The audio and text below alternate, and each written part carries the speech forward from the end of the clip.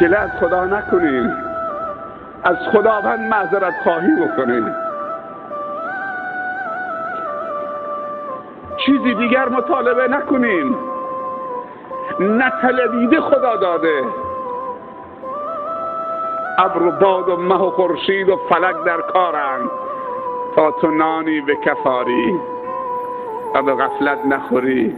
همه از بحر تو سرگشته و فرمان بردار، شرط انصاف نباشد که تو فرمان نبری.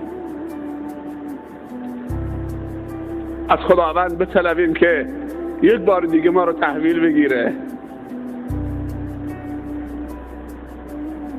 ولی امروزه برعکس شده. خداوند التماس بنده میکنه ما رو تحویل بگیر. بابا باور بکنی اینطوری شده.